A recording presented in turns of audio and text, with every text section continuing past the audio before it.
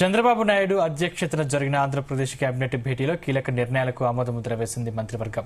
రక్షిత మంచినీటి సరఫరాకు శ్రీకాకుళం జిల్లాలో ఉద్దానంలో దాదాపు 5.75 కోట్లు, కుప్పం నియోజకవర్గంలో 8.22 కోట్లు వయబిలిటీ గ్యాప్ ఫండ్ విడుదలకు మంత్రివర్గం ఆమోదం తెలిపింది. ఇక ఈ ఏడాది ఫిబ్రవరి 1 వరకు సత్ప్రవర్తన కలిగిన 17 మంది జీవిత ఖైదీలను విడుదల చేసే ప్రతిపాదనపై నిర్ణయం తీసుకున్నారు. మరోవైపు 248 కానిస్టేబుళ్లకు హెడ్ కానిస్టేబుల్గా పదోన్నతి కల్పించే ప్రతిపాదనకు ఆమోదం తెలిపింది మంత్రివర్గం.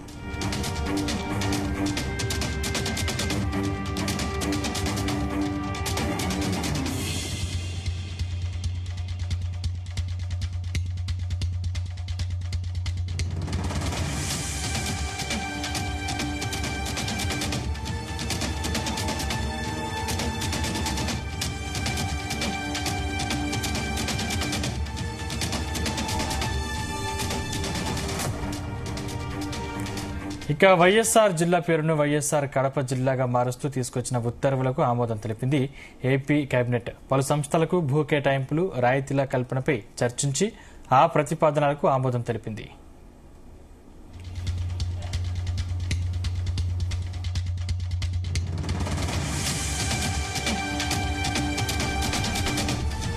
మంత్రివర్గం పరిశ్రమలకు సంబంధించి 2025 చట్టంలో పలు నిబంధనల సవరణలకు గ్రీన్ సిగ్నల్ ఇచ్చింది.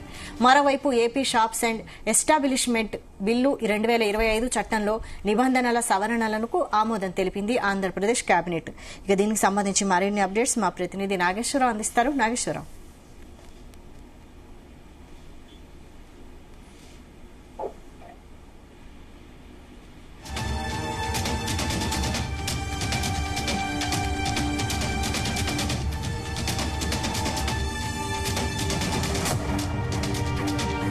ఇక ఏబీ కేబినెట్ లో తీసుకున్న నిర్ణయాలపై మరిన్ని అప్డేట్స్ మా ప్రతినిధి నాగేశ్వరరావు అందిస్తారు. నాగేశ్వరరావు, ఆంధ్రప్రదేశ్ రాష్ట్ర కేబినెట్ సమావేశం కొద్దిసేపటి క్రితం ముగిసింది. ఈ కేబినెట్ సమావేశానికి సంబంధించి దీర్ఘకాలికంగా పెండింగ్ ఉన్న అంశాలు, అలాగే ఆ కడప జిల్లాకు సంబంధించి పేరు మార్పు గాని, అలాగే రాజధాని ప్రాంతానికి సంబంధించి పలు అంశాలకు గాని కీలకమైన అంశాలన్నిటి కూడా ఆమోదం తెలిపిన పరిస్థితి ఉంది.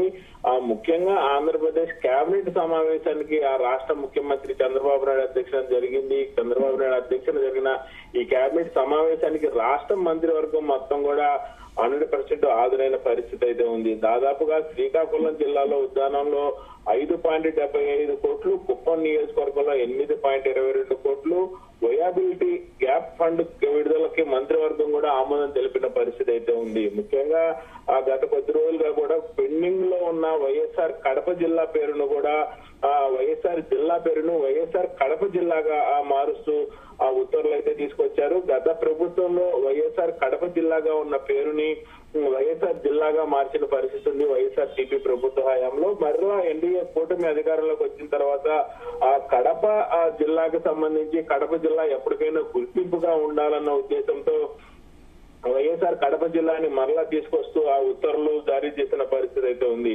అలాగే ముఖ్యంగా ఆ ఆంధ్రప్రదేశ్ రాష్ట్రానికి సంబంధించి అమరావతి సిఆర్డీఏకి సంబంధించి కూడా ల్యాండ్ పూలింగ్ కి సంబంధించి కూడా ఆమోదం లభించిన పరిస్థితి ఉంది. అలాగే ఏదైతే ఫిబ్రవరి 1వ తారీఖు వరకు సత్ప్రవర్తన కలిగిన 17 మంది ఉన్న ఖైదీలకు సంబంధించి కూడా విడుదల చేయాలనే ప్రతిపాదన మీద కూడా కేబినెట్ కీలక నిర్ణయం తీసుకుంది. అలాగే మరోవైపు 248 మంది కానిస్టేబుల్ను హెడ్ కానిస్టేబుల్ గా పదోన్నతి కల్పించేందుకు కూడా ప్రతిపాదన తీసుకొచ్చిన నేపథ్యంలో మంత్రులు రాష్ట్ర కేబినెట్ చంద్రబాబు నాయుడు ఆమోదంతో ఆమోదముద్ర లభించిన పరిస్థితి అయితే ఉంది. అలాగే ఏదైతే పలు సంస్థలకు రాష్ట్ర వ్యాప్తంగా కీలకమైన సంస్థలు కానీ, అలాగే వ్యాపార పరంగా ఆంధ్రప్రదేశ్ లో అభివృద్ధి కానీ, అలాగే అభివృద్ధి పదంలో వ్యాపార సంస్థలు కీలకంగా ఆంధ్రప్రదేశ్ లో నిరుద్యోగ సమస్య కొంత మేరకు తగ్గేందుకు కానీ, ఆంధ్రప్రదేశ్ వ్యాప్తంగా ఉన్న పలు సంస్థలకైతే భూ కేటాయింపులను కేటాయిస్తూ కూడా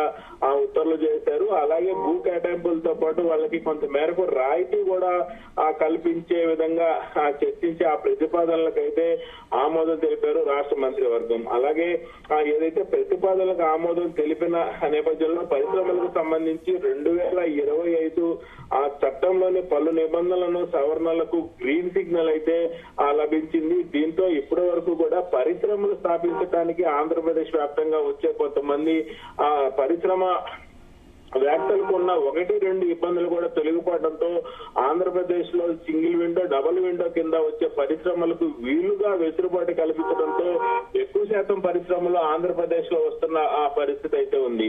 అలాగే ముఖ్యంగా ఏదైతే ఆంధ్రప్రదేశ్ కు సంబంధించిన పలు సంస్థలకు ఆ భూ కేటాయింపులతో పాటు అమరావతికి సంబంధించి కూడా అమరావతి 2 టవర్లు గుర్తింపు టవర్లు అయితే నిర్మించనున్నారు. ఈ 2 గుర్తింపు టవర్లకు సంబంధించి కూడా కీలకమైన ప్రాజెక్టు కింద భావించి ఈ ప్రాజెక్టు కూడా ఎవరికి ఇవ్వాలి, ఎవరికి కేటాయించాలనే దాని మీద కూడా కీలకంగా చర్చించిన పరిస్థితి అయితే ఉంది.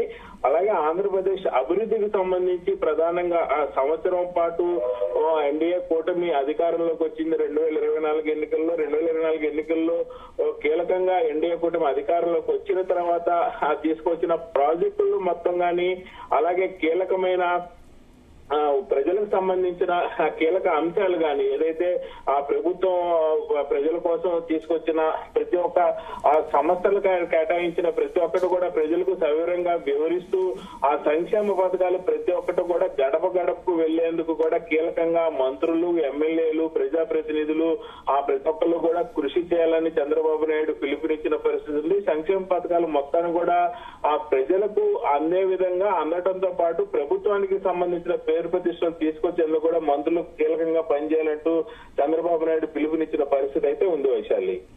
Right, thank you Nageswararao.